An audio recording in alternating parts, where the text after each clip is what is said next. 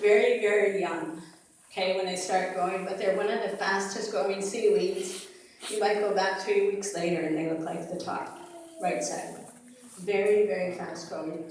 They like the outside waters, and so you're gonna have to do some hunting around here to find some. Subtidal species, which means this holdfast here that we see, is something that you see that you'll see after a storm if it washes up, but you're not really going to run across it at a low tide. And then you have this long stipe, and then the bladelets coming off that bulb or the nematocyst at top. So you can see this long stipe here. That's hollow, and that's the part that we use to make anything. You just think of it like a pickle of the sea. I can make a hot pickle, a dill pickle, a sweet pickle. I have some tomatilla salsa here that's half tomatilla and half ground stipes. It's just fabulous. Any flavor that you can add, that if you're a pickler, then this is the seaweed you want to get to know, because it's just so much fun to work with. Okay, and then there's a bulb there. You can use the bulb.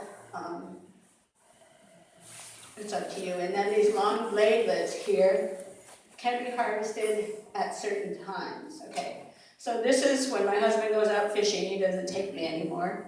But I ask for, this is what I ask for, just a bucket of stipes. It takes him at the most 10 minutes to get them. Okay, and I have enough for probably 4 cases of something. On the right, on the left, you can see where the bulbs are there, and then the bladelets are hanging over. Okay, so these stipes, you can see they're hollow, and this is a workshop we did in Craig, and we're just cutting them up and making whatever pickle we felt like there. In the old books, it said you had to rinse it and rinse it and rinse it. You don't. You don't. That looks great. It would also say you have to peel it. You don't. I peel it just so it looks pretty. So I leave like a cucumber where I leave a little bit of that outside brown skin on so it looks pretty. And then I peel it just so that it'll absorb that flavor faster. So these are some of the options here. This is like the chow chow, the mustard pickle. You can see the fresh ingredients up there. You can see the bull kelp there with just a little bit of that outer skin still on there. You can make rings that are hot or whatever you want, or salsas, whatever you can think of. It's just so much fun to play with this. Okay, so the bladelets, as I mentioned, if you find them now, they are absolutely sweet, melt in your mouth, delicious, like to die for, delicious. But as soon as they go into reproduction, if the bladelets have a dark brown spot on them, they've gone into reproduction and they will taste like bitter, like why did Dolly tell me I could eat this grossness? And you'll have to add it to your compost or something. But if you find them in the early spring, now through somewhere at the beginning of June, it's just fabulous. If you dry them, it takes no time at all, and it's just enjoyable, especially for anybody who's a little fidgety about eating seaweed. This is one to get them to try. Okay, so if you don't have a boat, and down on the other side where we're out in the middle of the ocean, it's actually a lot of open water, not a lot of little islands like around here, and a lot of people don't have boats. And what you do is you just go out after a good storm. You know it wasn't there yesterday, a good storm was washed in. If it's nice and shiny and golden like that, fair game to harvest it. Okay, with the other seaweeds too, the nice brown ones, as long as they're shiny, they're fair game to harvest after a good storm. You don't have to go out with a skiff if you don't have one. As they get old, of course, they'll darken up like this, and of course that doesn't even look edible, so you won't think about it. But what you can do with that is lovely basketry. And that's fun to do. Okay, and Like I said, seaweeds are used by many cultures. This was just a gorgeous basket that I would like to try. This is from Australia, I think. Yeah. And so many other countries are using things that we're just kind of ignoring. Okay, so this is one that we all like to eat, kazunoko kombu. This is herring eggs on kelp on the left side, again, same location. And on the right side, this is what you have if you don't get the herring eggs. You have this beautiful long frond. It's fabulous dried. So if you don't get herring eggs on kelp, just get the kelp and eat it. It's still very tasty, very good. Okay, so to identify it, you can see here it has this long stipe, this golden stipe there, the blue arrow is pointing to it. The fronds are attached by these bulbs.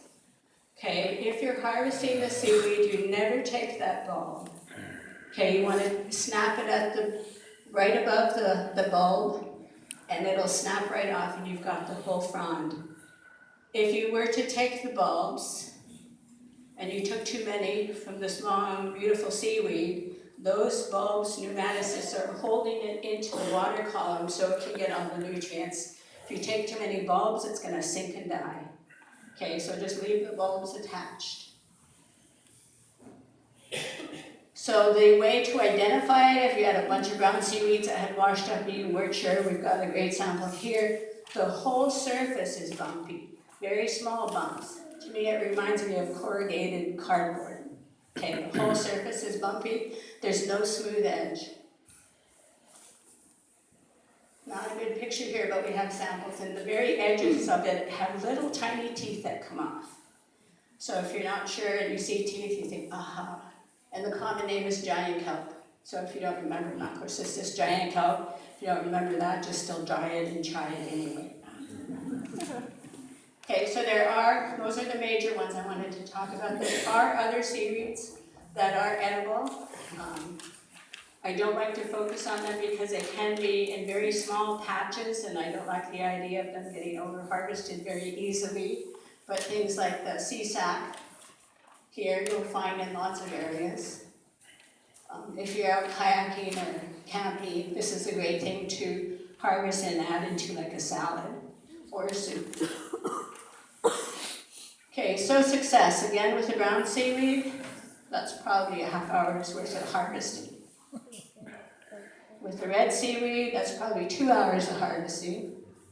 And with the black seaweed, that's probably an hour worth of harvesting. And then when you compare them, look at how much more you get with the brown seaweeds. You just get enough for the year. And so I like to get all of them, and then I can use them differently over the season, over the winter time as I'm eating seaweeds.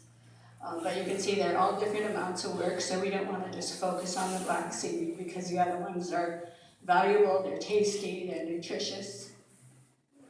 Okay, so in terms of nutrition, I did want to point out they're very high in magnesium for the most part in the iodine that I talked about earlier. If you look at the top one, the kombu or the saccharina, that amount of magnesium in a food item is just phenomenal. So it really is something that if you need iodine, this is the seaweed you need to get. Even if you go to the health store and buy kombu, you're still going to get a really good iodine source. And then the popweed down there, you can see the one that we all ignore. The nutritional and vitamin content in it is just amazing. And we just walk right over it as we go down to the beach to look at things. Okay, now these amounts are the amounts that you would find when there's optimum growing conditions, which is in late spring, early summer, which is now.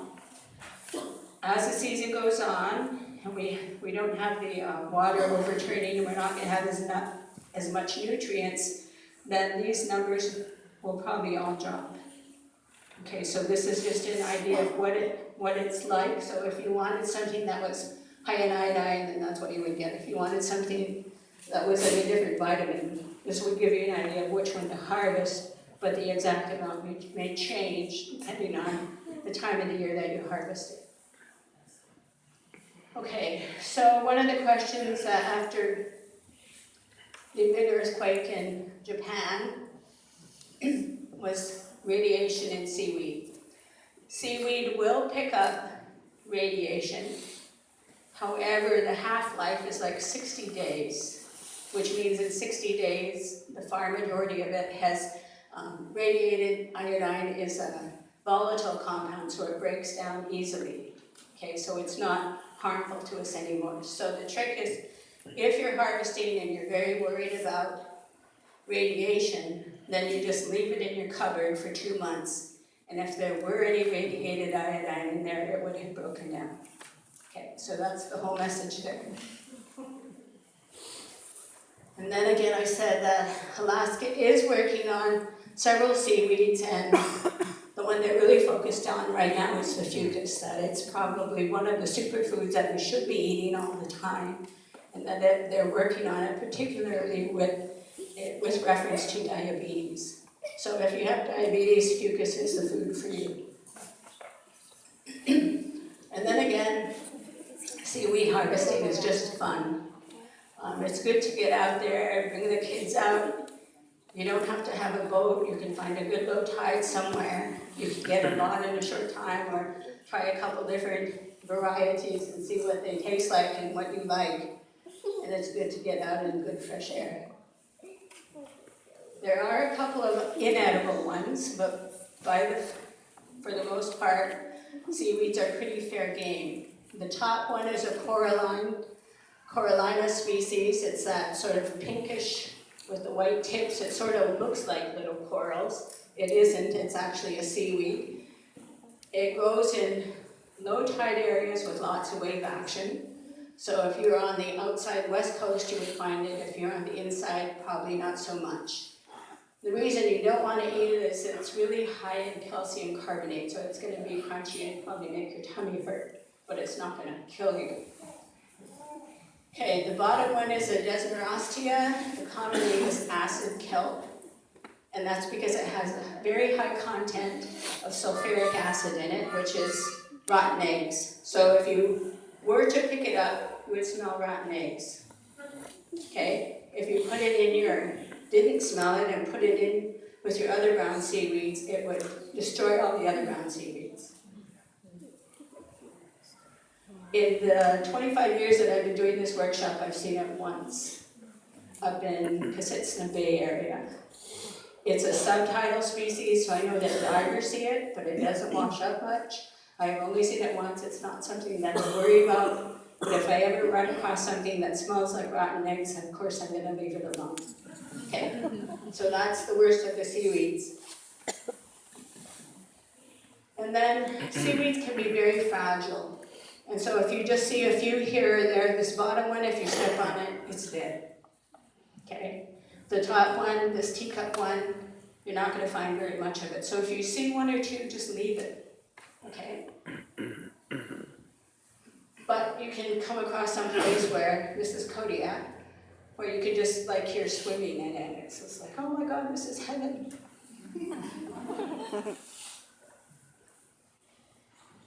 Okay, but don't over-harvest, be careful of that. There is one invasive species here, the sargassum.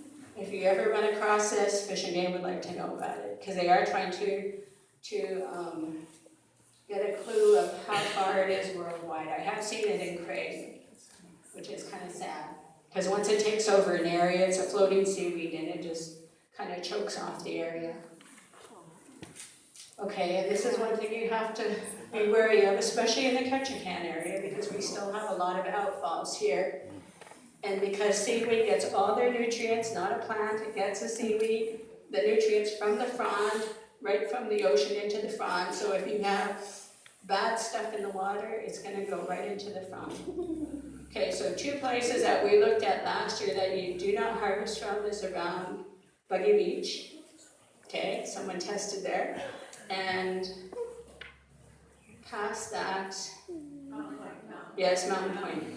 Don't harvest from either one of those areas. High fecal coliform count. So beware of what's around there. I know that Ketchikan, City of Burrow, slowly closing down all these these direct dump sites, but there still may be some around. Exemptions get given here and there. Okay. There are large commercial operations of seaweed, none here. It's my understanding there's one attempt at a commercial operation here. And so if you buy something, it's from an operation like this. There's some in Norway, there's some in California, there's some in Japan. Those are the three main areas that I know. And like I said, phycology, the study of seaweeds, is underfunded, so there's still lots to learn. If you want to go to college, this is a great place to enter in.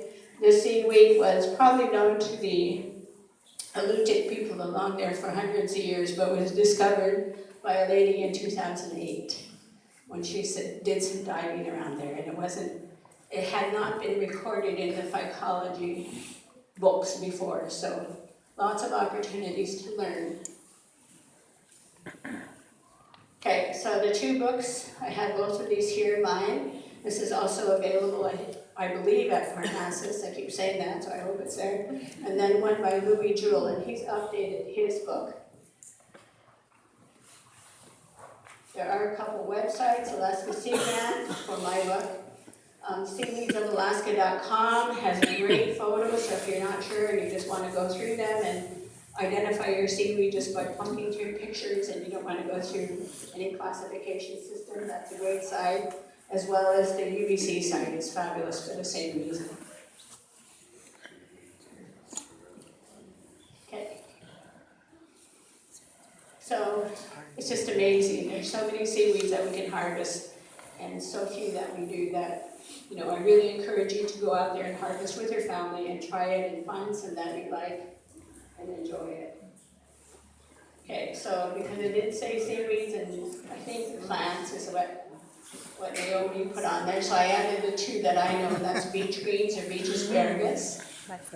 This is a plant that gets covered by the ocean at high tide, is available for harvest at low tide.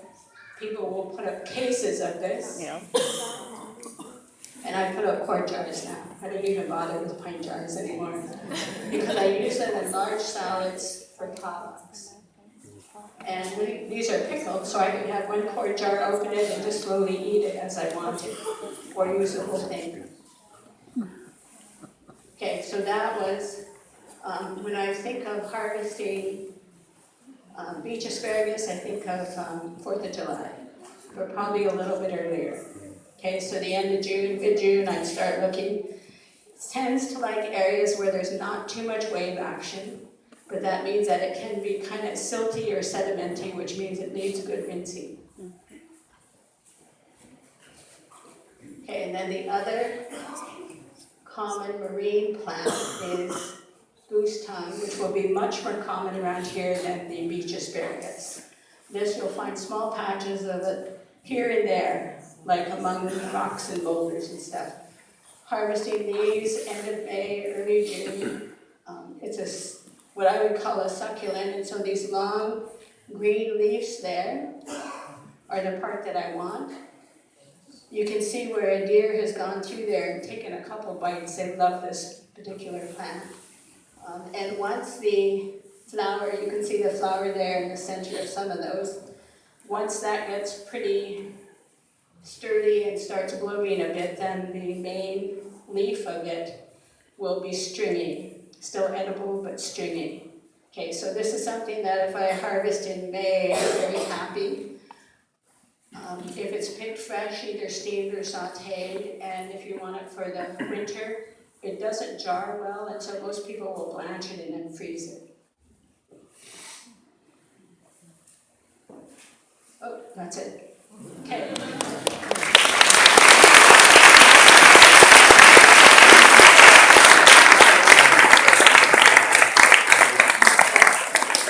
So I'm going to quickly go through this because there are so many of you that once you start up here, it's going to be crazy.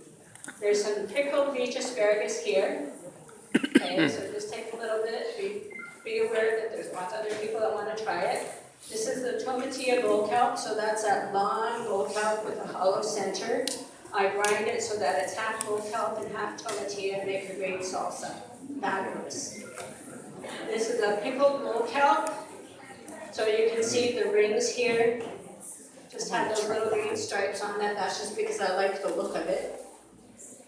And I'll use, if you ask me for a recipe, it's whatever I have at the time. Sometimes it's sweet, sometimes it's not so sweet, sometimes it's too hot, sometimes it's a little bit hot. Depends on what's in my fridge. Okay, the green alba, the sea lettuce, we've got some here. You're welcome to just pull a little piece off and try it. It's the one that has a musky taste to me. The alaria, which is commonly called wakame, is here. I have one large dry piece, and I'm leaving it like that so you can see the midrib on it. And then we have some that's marinated in a soy sauce, sesame oil. So you're welcome to try a little bit here. The macrocystis, the giant kelp, which sadly has no hairy eggs on it, but it's still tasty without. Okay, you can see where the whole surface is corrugated, it's all bumpy. And if you get up here and look, you'll see that there are little tiny teeth along the edge of it. So if I were harvesting it again, this was beach cast, but if I were taking it out of the water, I would just pop the end off and leave that bulb in the water to keep that whole stem afloat. Okay. The next one here is the one I first started with, the pockweed. And this is a magic one for kids. Ta-da, ta-da. And then I put it in here. And it just starts turning a really beautiful green. Not quite ready yet. But just that dipping in water changes the flavor to me, and it makes it a really light, nutty flavor that I love to use in stir fries. Just vegetarian stir fries. No meat, no nothing, just beautiful, beautiful vegetables. Okay, the next one is the saccharina, the sugar kelp. So you can see here the irregularly shaped bumps. Okay, it can be in one row, or they can all be together depending on how old the plant is and whether or not there's a lot of wave action here. And so here's where I have some dried. So just snip off of one of these and try it. You'll find it's a little bit chewier, so I like to bake it if I'm just going to eat it. This is also the one you want if you want iodine. Okay. And then we have the black seaweed, which you guys don't know. Don't hug it. And then the last one here is the palmaria, the dulse or the ribbon seaweed. Here's some dried. Just take a little bit of that. And you'll see a couple samples here, so fresh. So you can see where it really is that brick red color, and it's a much stronger seaweed compared to like the black or the greens. Here's a beautiful sample right here. Okay. And you can see it's frilly edged. Doesn't matter if it's frilly edged or whether or not it has a nice smooth surface. It's still a palmaria, it's still worth trying. Okay, so the books that I talked about, this I hope is at Parnassus. This is Louis Joel's from Canada. It's a great book. Goes into much more depth of many more seaweeds than what I do. Nice. Okay, there are lots of seaweed cookbooks. I only brought one because I had to get on a plane and got charged for anything over 25 pounds, which was crazy. But there are lots and lots of books. Or if you go online, you'll find lots and lots of recipes. And then this is also from Canada, and it's a series of laminated papers. So one is brown seaweeds, one is red seaweeds, and one is mostly green seaweeds. I think you can find this around here. But there's lots of different opportunities for identifying. Okay, so here we've got that nice bright green. Okay, so come up and dip some in and try it. Okay, so this is where I'm going to stand back, and you guys are just going to separate. Someone gets to go first.